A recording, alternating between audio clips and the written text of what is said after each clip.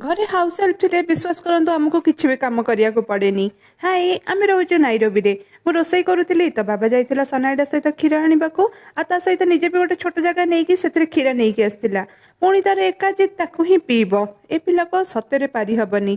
अच्छा सकाळु घर अवस्था किछि थिला एमती अबाबा उठला पर हे जाइछि एमिति आ दिन सारा भितर से पूरा घरटाକୁ ହିଁ ତାର ପ୍ଲେଗ୍ରାଉଣ୍ଡ ବନେଇ ଦିଏ। आ मते 2 ରୁ 3 थर घर सफा करिया को पड़े। एइथरे पुणी किछि लोक आसी कुहंती घरे तो हाउस हेल्प अछि किछि भी काम मते करिया को पडु नथिबो। हो छाड़ନ୍ତୁ से कथा।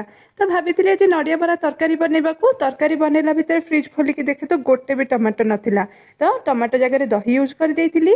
टेस्ट सेते भल है नथिला किंतु किछि खराब भी लागु नथिला। आउ एमिति तो संडे रे मार्केट जिबार अछि किंतु दिने दी दिन चलेबा पई मते किछिटा परिबा दरकार थिला। तो रोसई सारिकी जाइतिली पाख मार्केट को। आज बहुत दिन पर पागटा भल थिला सेति पई मते रोड साइड रु ही किछि मिल जाइतिला।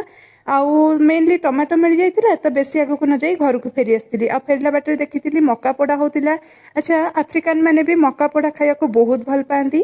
तो भात तरकारी तो आगु रेडी कर देइतिली बस बरा ही बनैबार थिला। नड़िया बरा बनैबा भितर बाबा को भी गाधेई कि नहीं आस्तिली। तो आज लंच रे अछि भात नड़िया बरा तरकारी आ दही। आज ब्लॉग ता एतिकी।